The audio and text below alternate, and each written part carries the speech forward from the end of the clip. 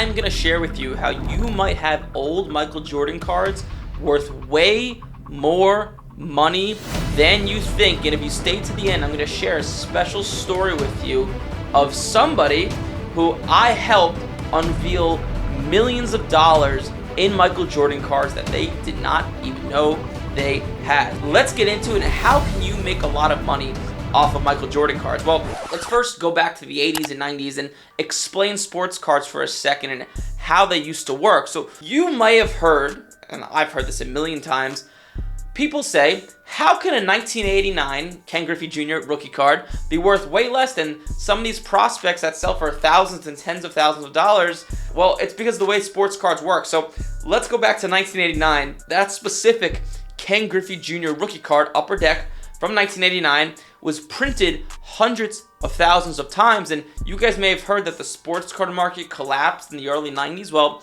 that was the reason. The reason it collapsed is because of super oversaturation. What I mean by that is they would just take one player like Ken Griffey Jr. or Ricky Henderson or Roger Clemens or any of these guys, and they would just print the same card over and over and over again. There was no variation, and these cards were just selling for way more than they were actually worth, right? How much can a card be worth if there's hundreds of thousands of them out there?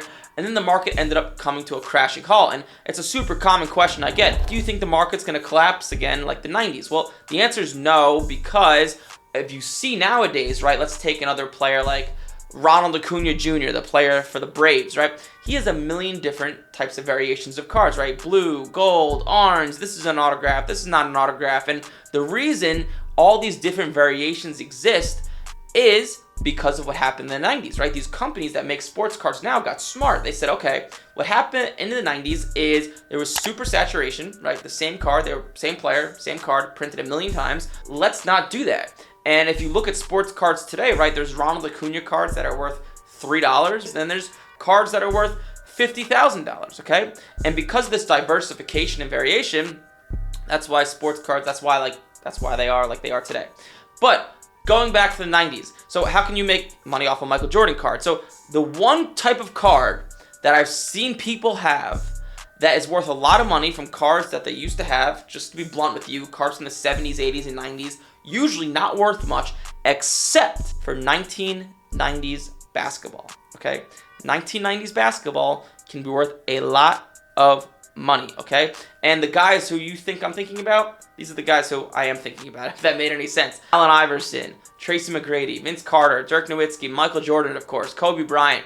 All these guys have cards from the 90s that are worth a lot of money. However, generally, with the guys who are not Michael Jordan, except for kind of Kobe Bryant, but like Allen Iverson, Tracy McGrady, Tim Duncan, Dirk Nowitzki, really the only cards they have of substantial value is their rookie cards. So for example, Allen Iverson's rookie year was 1996.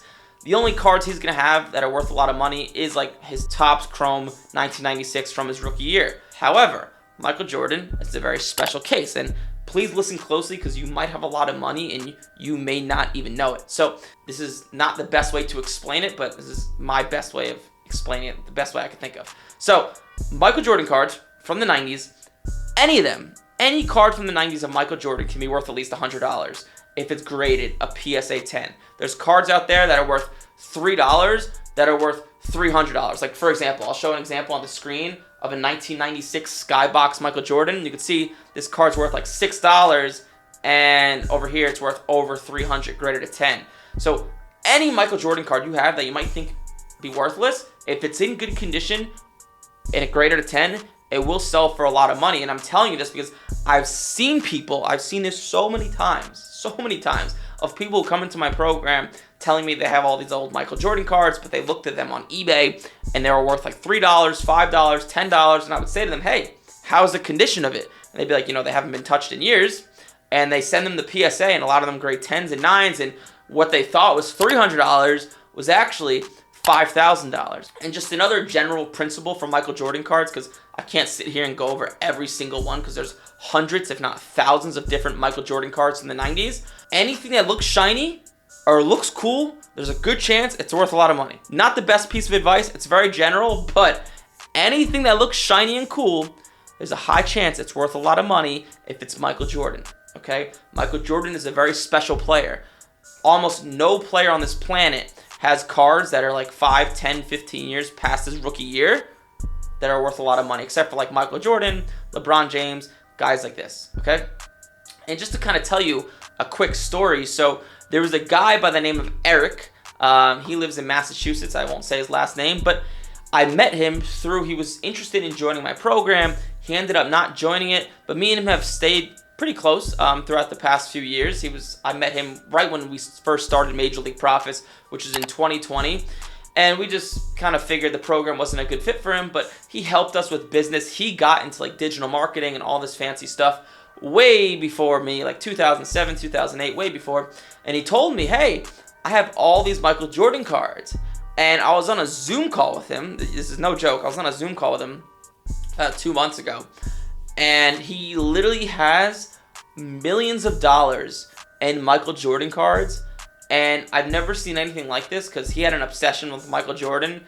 And he just so happened he wanted to make sure every card was in perfect condition, which was amazing because grading sports cards was not a huge thing in the 1990s. So thinking of making sure these cards are in perfect condition is like pretty insane. That's why these Michael Jordan cards that are $10 might be worth $300 as a 10 because not a lot of them grade high.